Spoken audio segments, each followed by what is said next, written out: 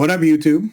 This is your boy, Adam of NOLA, on my channel, Skepticus, and we are continuing this series, my flagship series, if you will, called God-Free Bible Study. We will be getting today into Exodus 23, which is basically laws, and more laws. This is the second time I've done this video because, once again, the last time I did this video, I did it, the whole thing, a freaking hour without the microphone turned on. It was on, but it was on mute. So I'm learning. I'm creating checklists. I'm figuring out how to do this better. Please bear with me. This isn't exactly HBO Max. This isn't exactly box office theater here, but, you know, I'm trying to get there. Before we get into the continuation of the laws, I want to start with just one quick preamble today. It seems, I don't know, fortuitous, I guess, that as we are going through Exodus and we are specifically going through the laws being handed down from Exodus, we went through 2 videos ago, the 10 Commandments in Exodus 20, and then in 20 and 21 and 22, we went through the rules about slaves and everything else. We're still in these rules, these laws. Of course, it would just so happen that on my YouTube feed, I saw some interesting comments from apologists, not in response to this, because this isn't even published yet.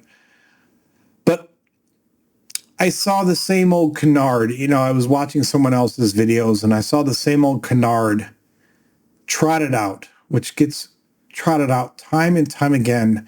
This idea that that's the God of the Old Testament. That's not the God of the New Testament. That's not the God of Jesus Christ.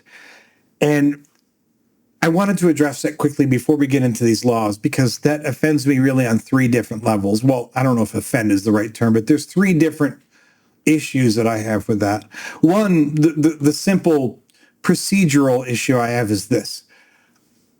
If you've watched any of my videos before, or even just looked at the list that I have on my channel, you've seen I started at Genesis 1, and we are marching through. We're still in the early stages of the Bible.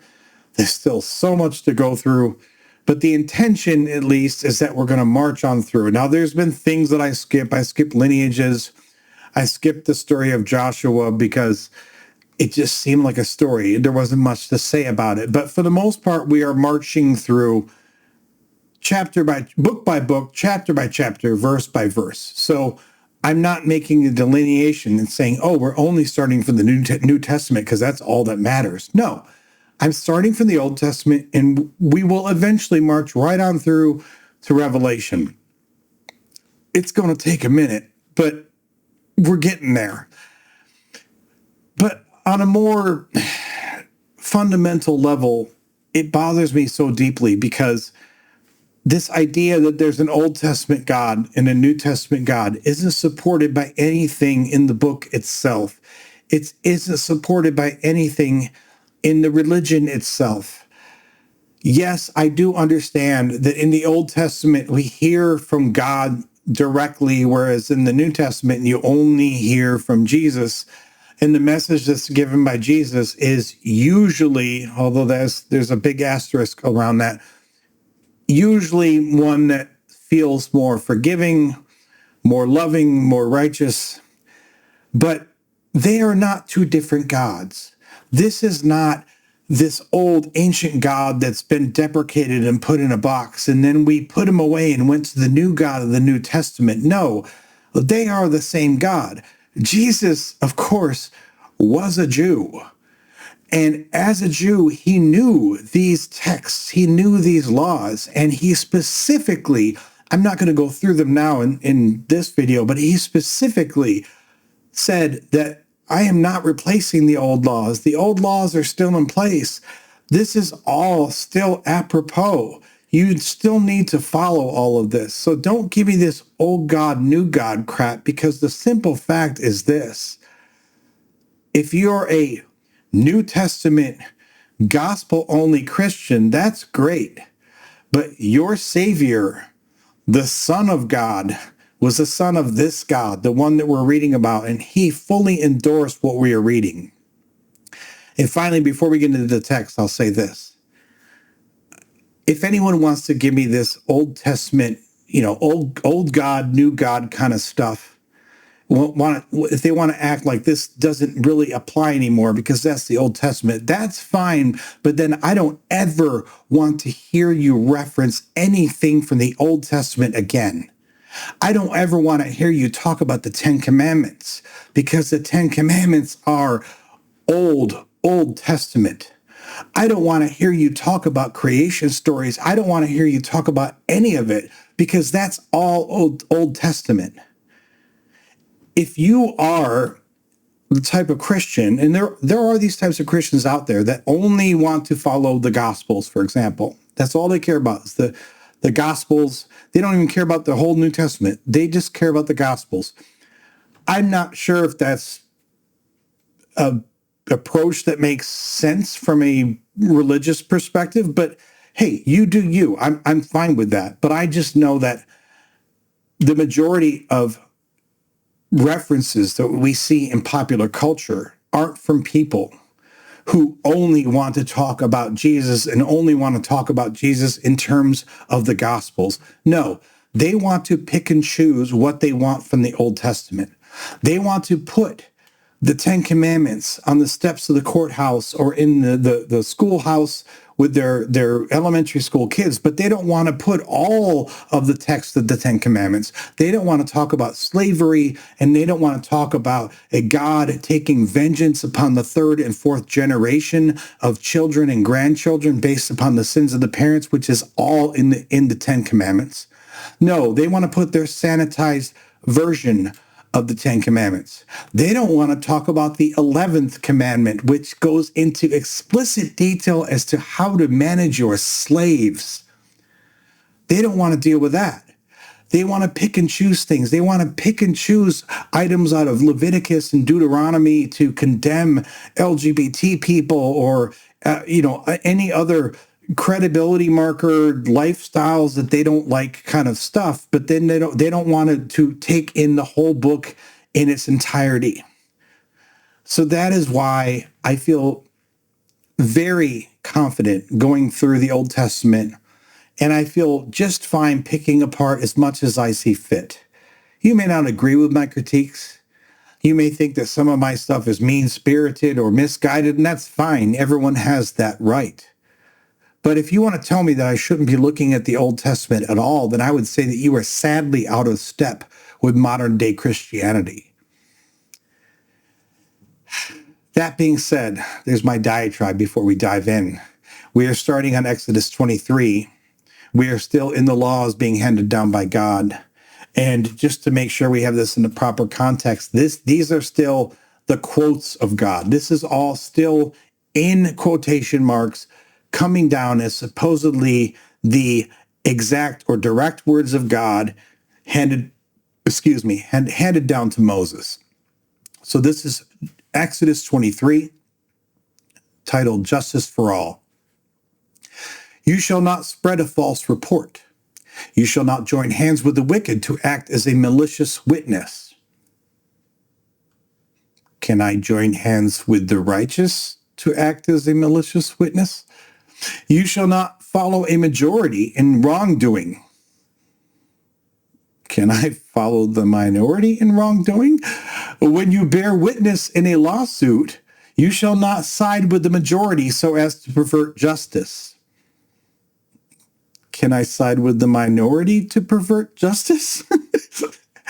Nor shall you be partial to the poor in a lawsuit. This last clause, nor shall you be partial to the poor in a lawsuit. That's very weird to me. I do understand from a purely judicial perspective, you shouldn't be partial to anyone in a lawsuit, right? And if that was the case, then just say that. Nor shall you be partial in a lawsuit. That would be a perfect sentence or a perfect clause because you shouldn't be partial to anyone in a lawsuit. In theory, if you are a judge or jury or anyone involved in the goings-on of a trial, civil trial, you or criminal, you should not be partial to anyone. You should be trying to take in the facts and the information in the most neutral way you can. Yes, you should not be partial to the poor. You also should not be partial to the rich. You should not be partial to the strong or the weak. You just shouldn't be partial to anyone in a lawsuit. And yet here it goes to explicit lengths to say, don't be partial to the poor in a lawsuit. I don't think you should be partial to anyone, but really we have to single out the poor to say that you should not be partial to them? Okay. Continuing on, when you come upon your enemy's ox or donkey going astray, you shall bring it back. That's actually one of the few laws here that I've thought, okay, that makes sense. Like, don't be an ass just because you've seen your enemy's your enemy's ox or donkey going astray. Even if it's your enemy, you should bring it back. When you see the donkey of one who hates you struggling under its burden, and you would hold back from setting it free, you must help to set it free. Again, same concept. It's kind of just repeating the previous sentence in different terms, but yeah, I agree with that. You shall not pervert the justice due to your poor in their lawsuits. Now, I will point out, it said, nor shall you be partial to the poor in a lawsuit. And now it says you should not pervert the justice due to your poor in their lawsuits. I mean, the two statements are not mutually exclusive, but it's weird because in the first one, it almost feels like we're telling people, hey, be extra careful not to be partial to the poor. And then it's like they had to correct it a few sentences later and says, you shall not pervert the justice due to your poor in their lawsuits. Keep far from a false charge and do not kill the innocent and those in the right, for I will not acquit the guilty. You shall take no bribe, for a bribe blinds officials and subverts the cause of those who are in the right.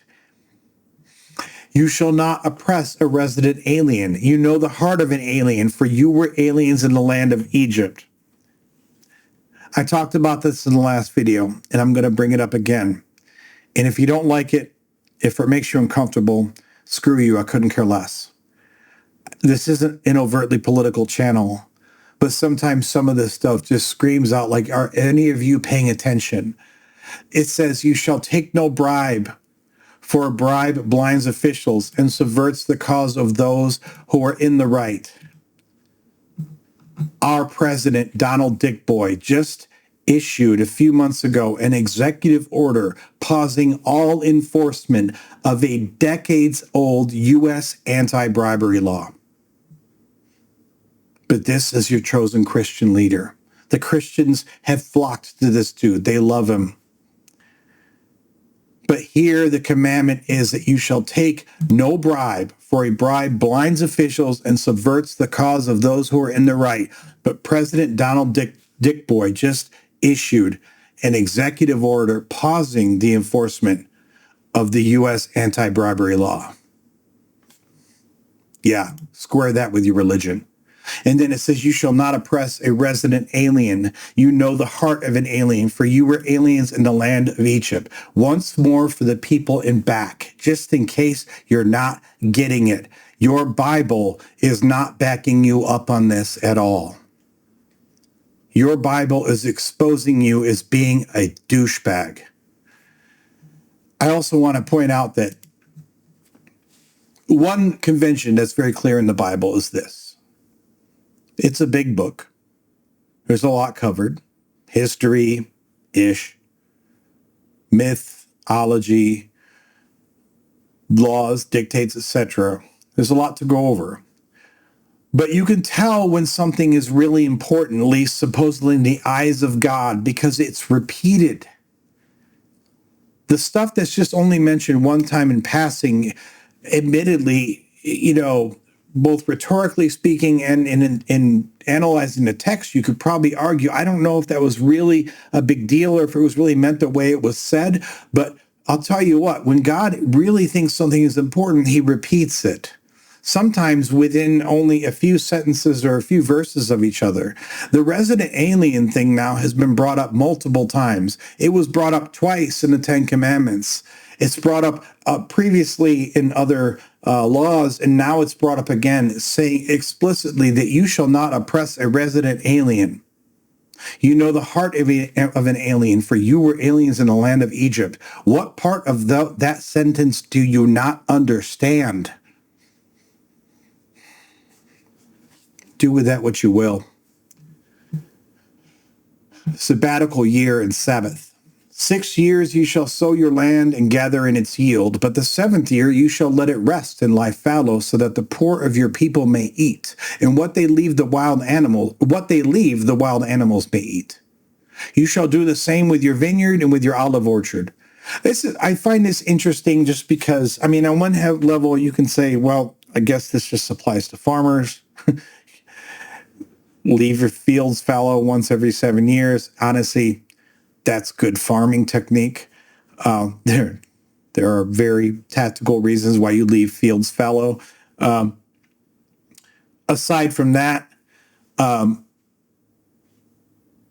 you can say that this really feels like, well, it says that if you leave it fallow the 7th year, of course, in the 7th year, it'll still grow some stuff, right? And that stuff apparently goes to the poor and the wild animals. You could read this to indicate that a 7th of your harvest or your yield or maybe even your wealth should go to the poor. I'm not saying it says that explicitly, but it's not a big stretch to say that either. I mean, if you want to just take it very literal, it says for farmers that for 6 years you shall sow your land and gather in its yield, and in the 7th you should let it rest and lie fallow, and then the poor of your people may eat, and what they leave the wild animals may eat. I mean, yeah, we can take it very literally, and that's mostly in the spirit in which we've been reading it. But I mean, there's really, I feel like a different call there to say basically a 7th of your yield should be going to support the poor. But that's reading into it. So most Christians are never, ever going to follow that. That's fine. But I think it's an interesting way to look at it. 6 days you shall do your work, but on the 7th day you shall rest, so that your ox and your donkey may have relief, and your homeborn slave and the resident alien may be refreshed. There we go again with the resident aliens. It's not just enough to make sure that they're treated well. You have to make sure they're refreshed. They have to rest on the Sabbath. Also, I think it's funny because it says, the 6 days you should do your work. On the 7th day, you shall rest, so that your ox and your donkey may have relief, and your homeborn slave and the resident alien may be refreshed. Basically, this is acknowledging the fact that, who's doing the real work around here? It's not you. It's the animals and your slaves and your your resident alien. Also, I have to point out, it says your homeborn slave.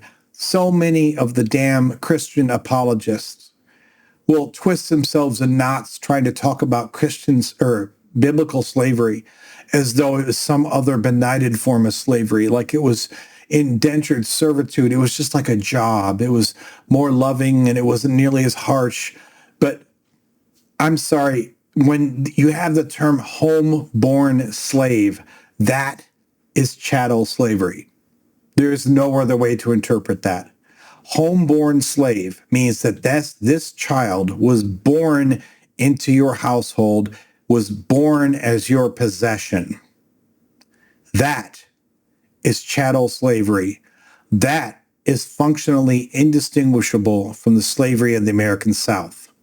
And if you don't understand that, then you're not going to think critically about anything in the whole damn Bible. So just turn off now, because you're just going to continually apologize for everything that you read here. Be attentive to all that I have said to you. Do not invoke the names of other gods. Once again, it doesn't say fake gods or fictional gods or false gods. It is explicitly acknowledging the existence of other gods. Do not let them be heard on your lips. And one last note here. So many of these laws, these rules, they're kind of bougie if you think about it. I mean, they really are written from the perspective of the rich, or at least of the upper middle class. I understand some of them, like we go back to the Ten Commandments, you have thou shalt not murder. That's universal. Thou shalt not steal. That's universal. But so many of the rest of these laws laid down are really about how to adjudicate quarrels between people that have means. They have land, they have livestock, they have slaves. These aren't laws for the everyday folk. These are for the laws that these are laws for the people that actually can bring complaints, which goes back to my central idea, which is that I know this is anathema to say, but I mean, you could say these are the words of God. I feel like these are the words of Moses, who's trying to lighten his load, because we saw in previous chapters where he was essentially worn ragged from all the people bringing complaints to him. His father-in-law Jethro had to come in and tell him, hey, maybe you should delegate some of this stuff. But he's still being called upon apparently to adjudicate all these matters. So this is just one more way to come down with all these laws and say, here's the law. This is from God. Yeah, so just follow the law that's from God and stop bothering me. This really feels like a big way to lighten his load. Continuing with Exodus 23, the annual festivals. 3 times in a year you shall hold a festival for me. You shall observe the festival of unleavened bread, as I commanded you. You shall eat unleavened bread for 7 days at the appointed time in the month of Abib, for in it you came out of Egypt. No one shall appear before me empty-handed. Of course not, because bitch better have my money. Yeah, bring your shit to the Lord. Don't ever come before him empty-handed. What a pimp move. You shall observe the festival of harvest, of the first fruits of your labor, of what you sow in the field. You shall observe the festival of ingathering at the end of the year, when you gather in from the field the fruit of your labor. 3 times in a year all your males shall appear before the Lord God. You shall not offer the blood of my sacrifice with anything leavened, or let the fat of my festival remain until the morning. Once again, God forbid we have any yeast in the house. It's the most ridiculous fear of a microbe I've ever seen in my life, but don't ever bring yeast in front of God. The choicest of the first fruits of your ground you shall bring into the house of the Lord your God. You shall not boil a kid in its mother's milk. That was brought up originally when we first got the rules for Passover, when they were still in Egypt. And I wondered then, and I have to wonder now, like, this explicit commandment to not boil a kid, which of course doesn't mean a human child. It means this is the name for a baby lamb, baby sheep. You should not boil a kid in its mother's milk, or baby goat. Kind of similar, but was boiling baby goats in their mother's milk like a thing? Was that like a common delicacy at the time? I mean, I guess for my palate, I think you should never boil meat in anything, but maybe that was a common thing, and God was like, that's not good. Do not boil the kid in its mother's milk. I don't know why that even matters. Like, can you boil a kid in another goat's milk as long as it's not its mother's? Some of this stuff is so random. So random. Continuing on, the conquest of Canaan promised, I am going to send an angel in front of you to guard you on the way and to bring you to the place that I have prepared. Be attentive to him and listen to his voice. Do not rebel against him, for he will not pardon your transgression, for my name is in him. It's getting clearer now because it just gets repeated over and over. I've brought this up before, but there is this concept that God essentially can transfer his divinity. He can hand it off like a football. This is one of the first times I've seen it said a little more clearly that For he will not pardon your transgression, for my name is in him. Meaning, essentially, I've given him my power or my holiness to do my bidding. It's never really clearly spelled out in the text, but they refer to it enough times that you can figure it out eventually. It's very confusing, but c'est la vie. But if you listen attentively to his voice and do all that I say, then I will be an enemy to your enemies and a foe to your foe. When my angel goes in front of you and brings you to the Amorites, the Hittites, the Perizzites, the Canaanites, the Hivites, and the Jebusites, we need a word for all. Like, can we just call them the ites? You know, because so many times we hear the Amorites, the Hittites, the Perizzites, the Canaanites, the Hivites, and the Jebusites. Like, Jesus fucking Christ. Yes, I am blaspheming. How many times do we have to say all these things? Can we just say the ites? But when my angel goes in front of you and brings you to the ites, and I blot them out, you shall not bow down to their gods or serve them or follow their practices, but you shall utterly demolish them and break their pillars in pieces. You shall serve the Lord your God, and I will bless your bread and your water, and I will take sickness away from among you. No one shall miscarry or be barren in your land. That is a really strange clause to me. God is stating here in Exodus 23, verse 24. No, I'm sorry. Verse 26. Exodus 23, verse 26. No one shall miscarry or be barren in your land. I just think that's strange because when God or any prophetic person in the Bible or outside the Bible says things about the future, normally it's always in these vague terms like, oh, your people will number like the stars. Sure, whatever. Like, you can't even quantify that. But here he is laying out something very specifically that I know is not true. He says, no one shall miscarry or be barren in your land. I don't have some full history of Israelite women from biblical times up till today, but I would bet any amount of money that there have been miscarriages in Israel, starting from then and going clear up to the present day. And I would bet any amount of money that there are women living in Israel who unfortunately are barren, starting from then and going clear up to the present day. So it's just really weird to me that they would put this very quantifiable statement in here, which is provably false. That's interesting. No one shall miscarry or be barren in your land. Wrong, you're lying.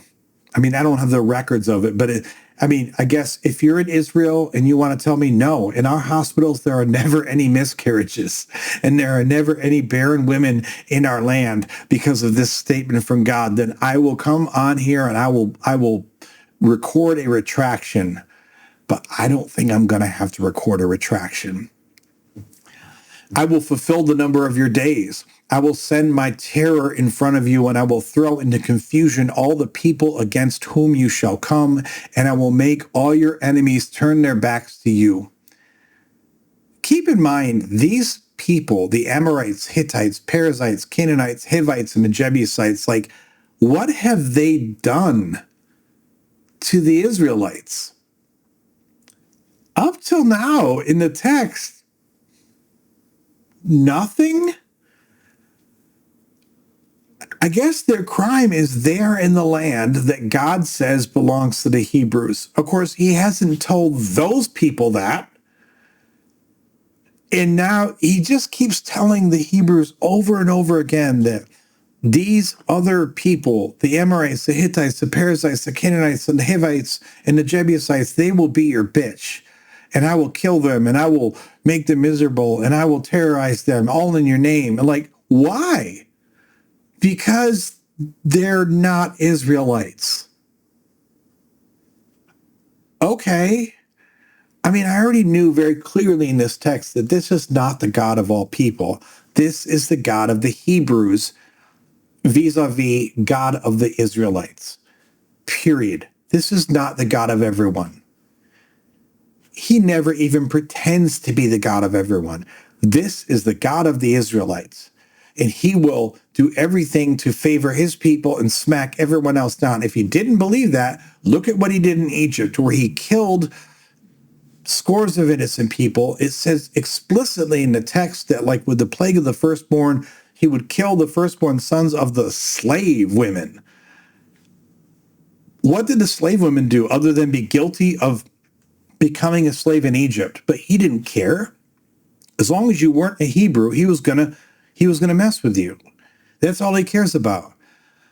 But it's just so affronting to me the way he's just clearly saying, yeah, I'm gonna jack these people up, or you're gonna jack them up in my name or whatever. And that's good. That's justice, because those people aren't God's chosen people. Like, ew. And I will send swarms of hornets in front of you, which shall drive out the Hivites, the Canaanites, and the Hittites from before you. I'm really curious because it's been quite a while since I read the Bible last time. I want to put a pin in that, because I don't remember him specifically. I don't remember there being a narrative about him sending swarms of hornets. And I know that they do battle with these other people and their horrible atrocities that they do, for example, with the Canaanites. But I don't remember the swarms of hornets. So maybe it's totally there. I'm not sure. But put a pin in that. And of course, some people watching this might know the Bible front to back. I mean, I've read it, but I don't remember this. Maybe you're thinking, yeah, it's totally in the Bible 10 books from now or something.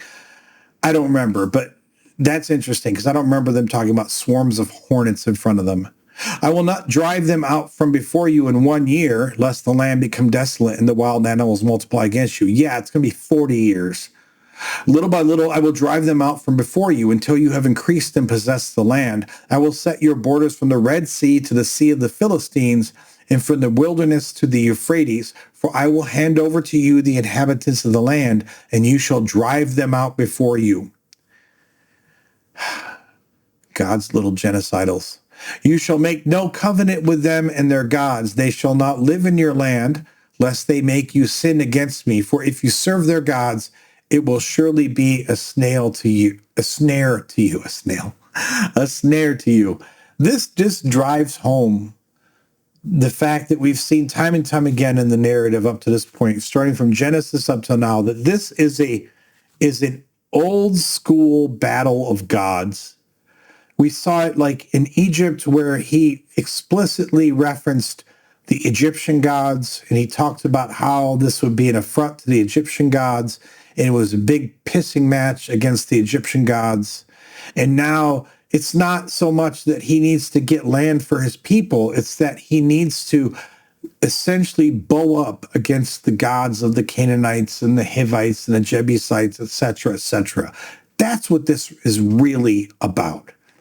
That's what it really comes down to, is this God staking out his territory and his claim against the other gods. Plain and simple. And that is all of Exodus 23. Back to our monster and strawberry lemonade, a great concoction for evening recording sessions. Moving on to Exodus 24, the blood of the covenant. Then he said to Moses, come up to the Lord, you and Aaron, Nadab and Abihu. I think that Nadab and Abihu are Aaron's sons, although I'm not sure if that's even been mentioned in the text up to this point. It's kind of weird. Maybe it wasn't. I forgot about it. But that sometimes they throw names in like out of the blue, and you only realize after the fact who these people are. I think Nadab and Abihu are Aaron's sons.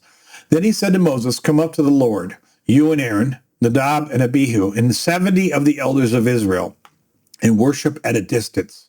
Moses alone shall come near the Lord, but the others shall not come near, and the people shall not come up with him. This is interesting to me because up to this point, not just with Moses, but with every person we've seen in the Bible who is beloved by God, that God talks to, it's always been this one-on-one conversation like, look, I went up to a mountain yesterday and I talked to God. And they're finally kind of saying like, look, bring the elders. They'll meet me too. Okay. Moses went and told the people all the words of the Lord and all the ordinances, and all the people answered with one voice and said, all the words that the Lord has spoken, we will do. I'm sorry, I can't help it. Like when I hear, in my mind, when I read that, it sounds like this brainwashed society going, all the words that the Lord has spoken, we will do. All the words that the Lord has spoken, we will do. See, Kyle, that's just, I know that's not in the text, but it feels that way. And Moses wrote down all the words of the Lord. He rose early in the morning, built an altar at the foot of the mountain, and set up 12 pillars. I sure hope he didn't use a chisel on those pillars, because that would be wrong. They better just be natural pillars of stone that he found lying in the desert, because if he used a chisel to make the pillars, that would be against God's commands. I built an altar at the foot of the mountain and set up 12 pillars corresponding to the 12 tribes of Israel. He sent young men of the Israelites who offered burnt offerings and sacrificed oxen as offerings. I hope they didn't get gored. Offerings of well-being to the Lord. Moses took half of the blood and put it in basins, and half of the blood he dashed against the altar. Then he took the book of the covenant and read it in the hearing of the people, and they said, all that the Lord has spoken, we will do, and we will be obedient. I can just picture all of them in unison. All that the Lord has spoken, we will do, and we will be obedient. Moses took the blood and dashed it on the people and said, here's the blood of the covenant that the Lord has made with you in accordance with all of these words. That just sounds so lovely. I know these are different times, different cultures, different people. But, when I was a kid, you would read something like this and you'd be like, oh, he had blood in the basin, whatever. But now I can't help but visualize this and think he's got this big basin of ox blood and he's running around like, you, covenant, Lord, foo, splash, blood for you and blood. It was just like Carrie. Did he dump it over people's heads? Like, how much blood are we talking about? It's probably just a drop or two. I don't know. But he says he took the blood and dashed it on the people. Dash to me is like, whew, blood on you, blood on you, blood on you. That sounds kind of macabre. I don't know. On the mountain with God. Then Moses and Aaron, Nadab and Abihu, and 70 of the elders of Israel went up, and they saw the God of Israel. Finally, someone apparently is seeing God other than Moses. Although even Moses had only seen God as a burning bush, I guess. I think this is really, truly the first time Moses has seen God. Under his feet, there was something like a pavement of sapphire stone, like the very heaven for clearness. God did not lay his hand on the chief men of the Israelites. They beheld God and they ate and drank.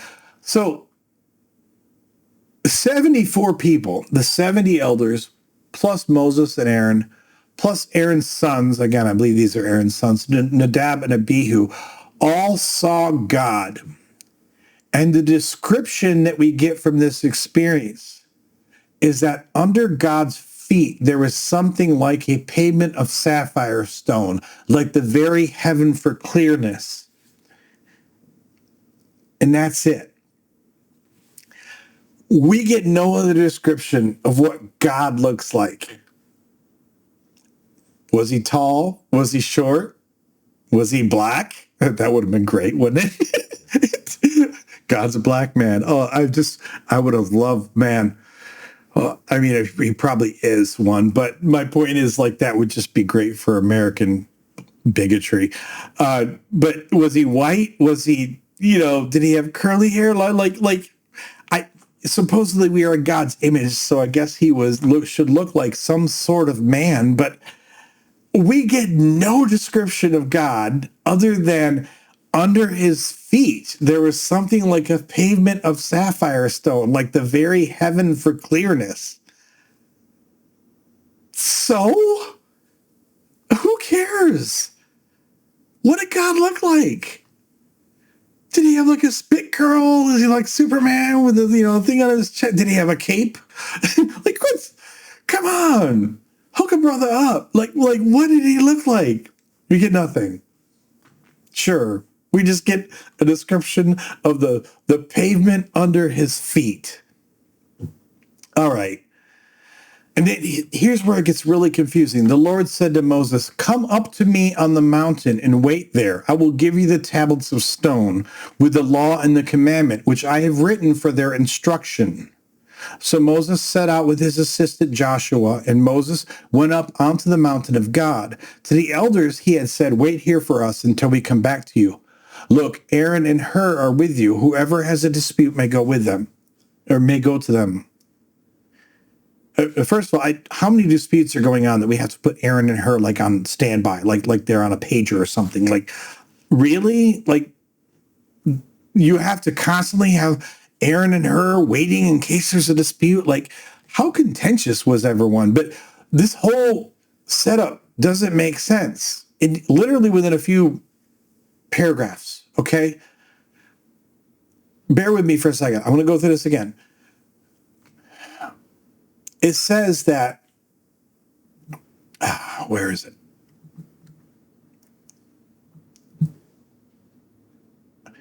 Moses and Aaron, Nadab and Abihu, and 70 of the elders of Israel went up, and they saw the God of Israel. Up is up on Mount Sinai. That's the whole thing here is in reference to Mount Sinai.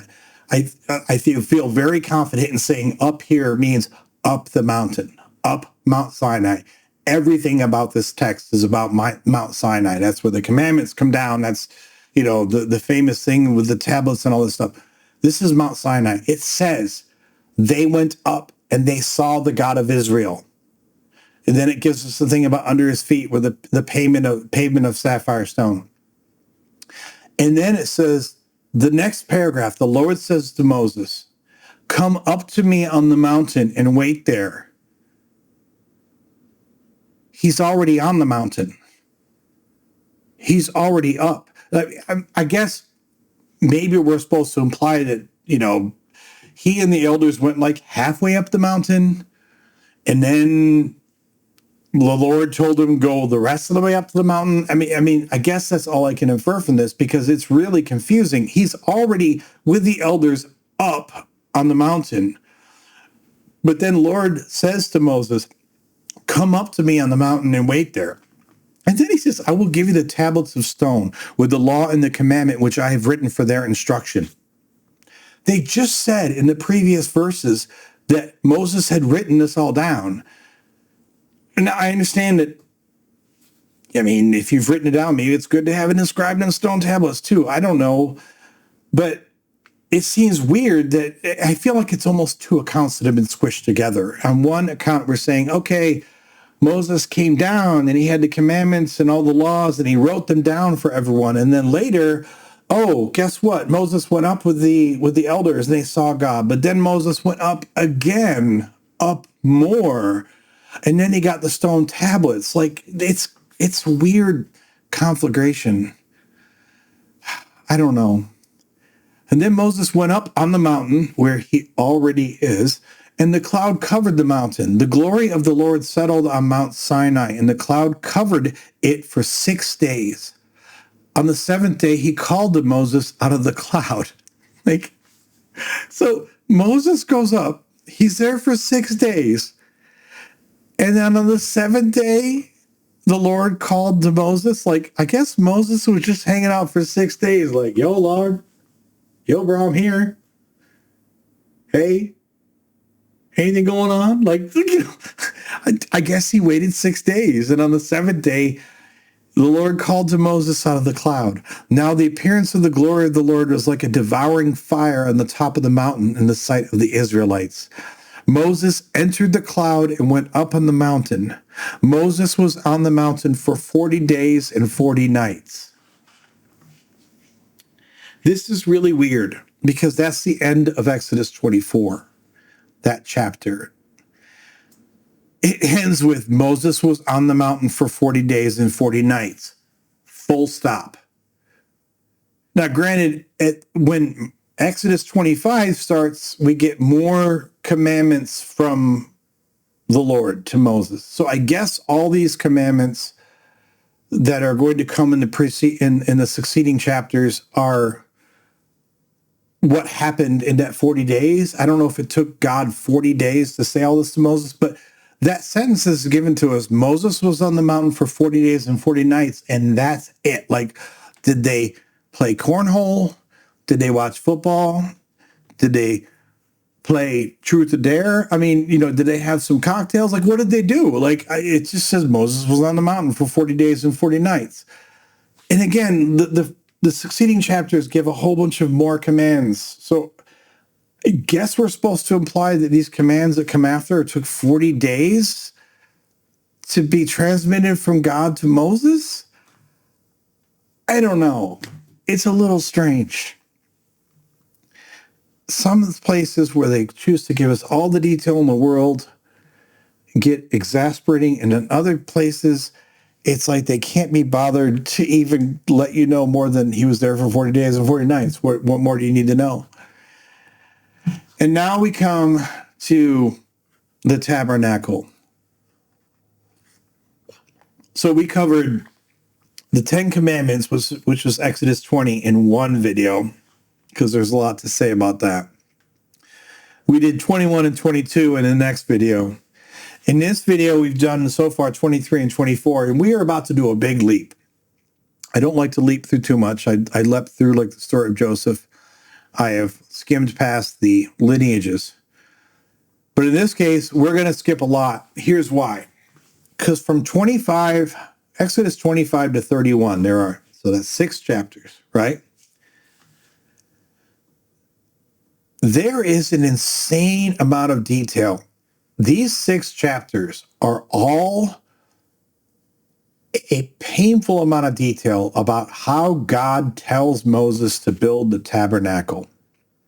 If you're not familiar, the tabernacle is basically a portable temple of God that they build in the desert, okay? They set up tents and they have all this other stuff that has to go into the tabernacle to make it right for God. And if you don't understand what I'm saying by painstaking detail, trust me, I'm not going to sit here and read it to you because that would be painful. Let me just skim some things. There's a decent sized chapter on the offerings for the tabernacle. Then we get into the Ark of the Covenant. You remember, like Indiana Jones, Ark of the Covenant. And it talks about how many cubits wide and how many cubits tall and how many cubits deep it has to be. And you need to make it with acacia wood, and it needs to have these gold rings, and it has to have cherubim on top, blah, blah, blah, blah, blah. It tells you in painstaking detail how to make the Ark of the Covenant. And then that's not it. Then it goes to the table for the bread of the presence.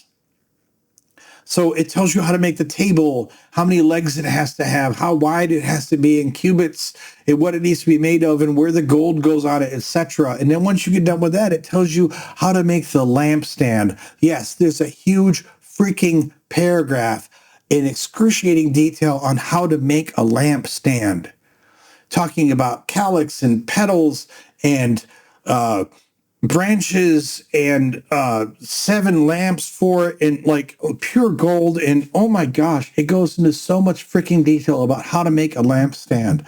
And then we get to Exodus 26, and it talks about the tabernacle itself, and it talks about, you mean to make 10 curtains of fine twisted linen in blue and purple and crimson yarns and blah, blah, blah, blah, blah. And you make curtains of goat's hair for a tent over the tabernacle. And this goes on, telling you how to make the tabernacle. And then it tells you how to make the framework. And the framework is 2 more long paragraphs about all the materials that have to go into it, and the bases of silver, and 8 frames and 5 bars for the frames, and blah, blah, blah. And then it tells you about a curtain. There's 2 paragraphs about how the curtain has to be made and what it needs to be made of. And then we go on to Exodus 27, the altar of burnt offerings. It tells you how to do to create this altar where you're going to do the burnt offerings. And then the court and its hangings. And it's going to tell you in exquisite detail how to make all this stuff for the court. And it's going to be 50 cubits front to the east, and 15 cubits to another side, and on and on. Then it tells you how to make the oil for the lamp. Because apparently you can't just put any oil in the lamp. You have to have exactly the right oil to put in the lamp of the tabernacle. And then we go into Exodus 28, and there's vestments for the priesthood, and we have to know how to make all the robes and what colors and what the materials are that go into them, and the ephod. And they make the ephod of gold, of blue, of purple, and crimson yarns, and blah, blah, blah. And then they have to tell you how to make the breastplate for the priesthood. And the breastplate is this huge paragraph that tells you how to twist the cords and make the 2 rings of gold and all this other stuff.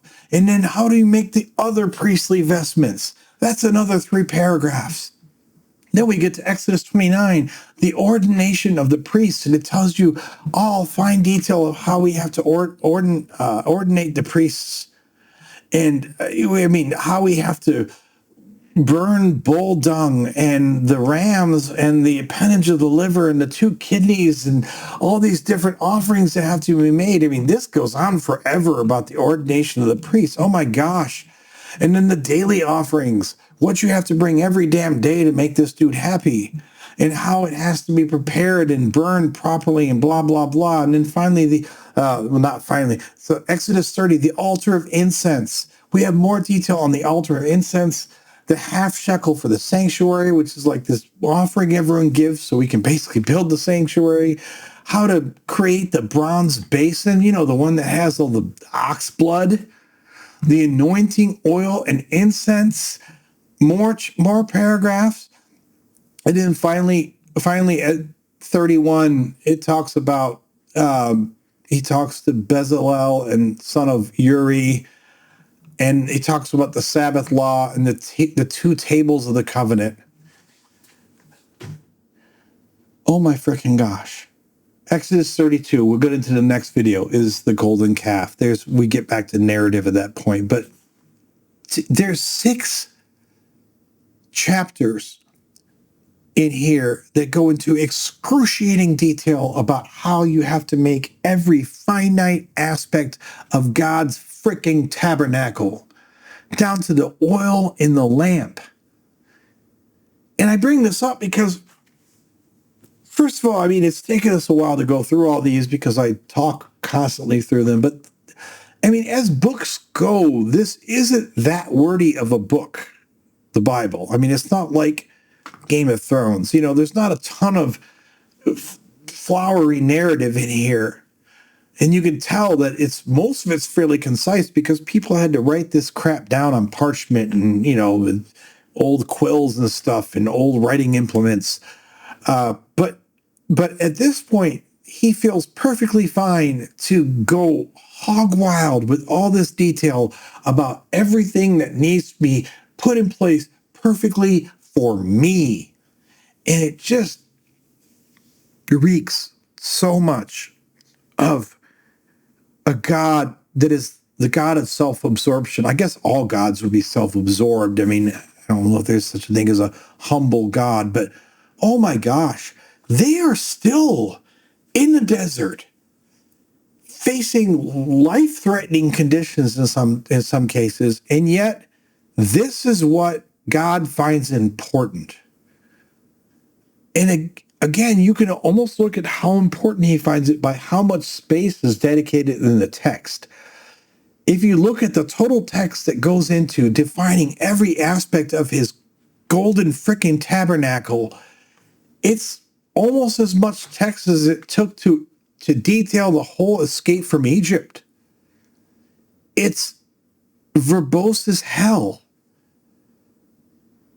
I mean, I understand the story of the Exodus. It's supposed to teach us a lot about how God's saving them and bringing them out of bondage. And I understand, well, even though the wandering in the desert to me is really weird. I mean, I understand that this is still more about religious edicts, and then he brings down the laws. And I understand you have all this text to lay out your laws, but you're spending this much real estate to make it exquisitely, painfully clear, just everything that has to go into your frickin' temple.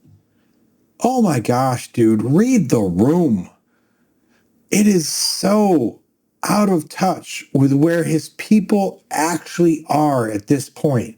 They are not in Israel. They have not conquered Canaan or any of these people that you've said they're going to conquer. They are wandering in the desert, and yet you are braying like a jackass to tell us over and over again of all the minute details that need to be in place for your Holy of Holies. Oh my freaking gosh.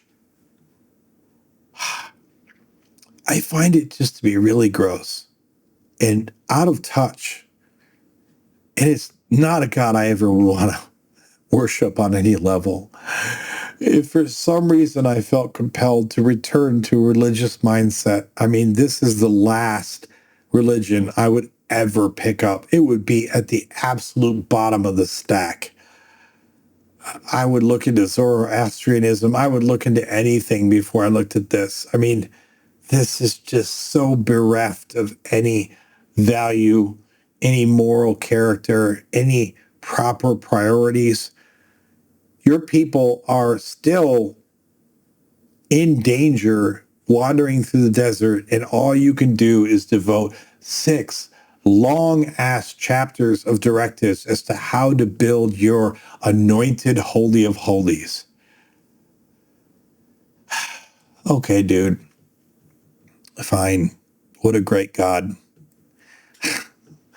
So that brings us up to Exodus 32, which we won't be getting into in this video. There we will get back into the narrative, because that is the story of the golden calf. If you are still with us, first of all, thank you. Second of all, I'm sorry that your life choices have led you to this, although I appreciate you being with me. I'm glad that, well, I hope that you're getting something out of this. I'm enjoying it. I hope you're getting something out of it too. And I hope you stay with me as we get into Exodus 32 in the next video. But thank you sincerely for being with me. Subscribe, like, all that crap. You know what to do. Leave comments. Tell your grandmama. Or don't. I just hope you've received some value from this video. Thank you for joining me on God-Free Bible Study. And we'll see you in the next video for Exodus 32.